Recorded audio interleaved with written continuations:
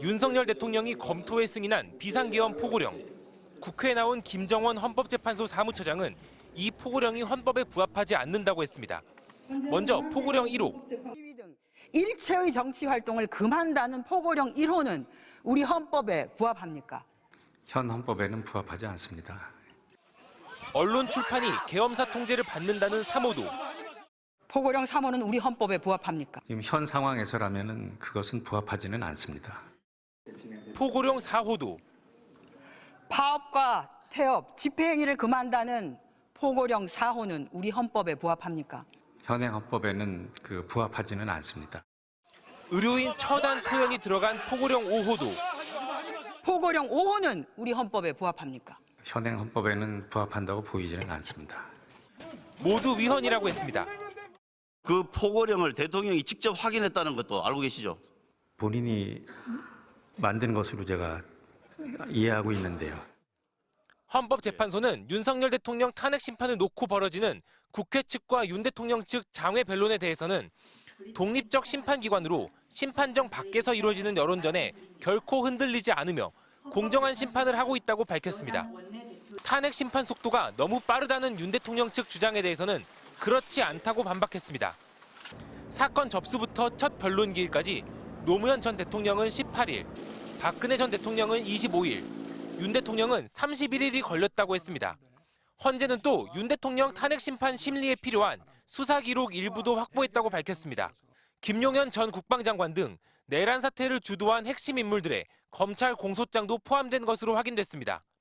김 전 장관 공소장은 사실상 윤 대통령 공소장이라는 평가가 많아 헌재 심판도 속도를 낼 것으로 보입니다.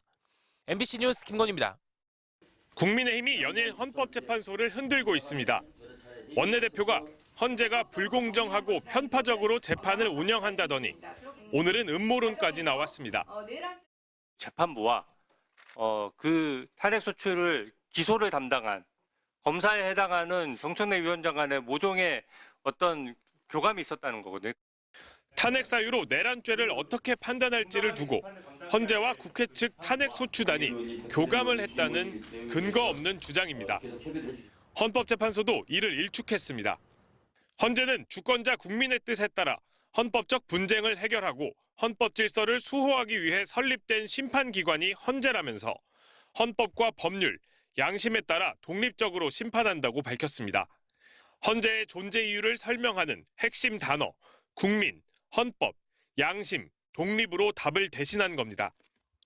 헌재는 또 헌법 분쟁을 해결하기 위해 내리는 헌재의 결정으로 새로운 헌법 분쟁을 만드는 건 주권자의 뜻이 아니라며 여야를 떠나 국민만 바라보고 가겠다고 했습니다.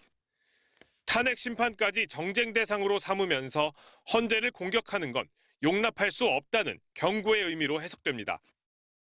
헌재는 내란죄 형법 위반 여부를 다루지 않을 경우 탄핵 소추를 각하해야 한다는 국민의힘과 윤 대통령 측 대리인단 주장에 대해서도 재판부에서 판단할 사항이라는 단호한 입장을 재확인했습니다. 첫 기자회견을 연 국회 측 대리인단은 12.3 비상계엄과 관련한 내란 행위가 모두 심판 대상이라며 탄핵안과 달라진 건 없다고 했습니다. 내란 우두머리의 국헌문란 행위입니다. 이 부분 소추 사실은 준비 절차 과정에서 한 글자도 철회되거나 변경된 적이 없습니다. 이 내란 행위에 대해서 빠짐없이 판단받을 것입니다. 특히 윤 대통령 측과 국민의힘이 부각시키는 내란죄를 뺐다는 표현은 본질을 호도하고 정략적인 주장일 뿐이라고 일축했습니다. MBC 뉴스 윤상문입니다.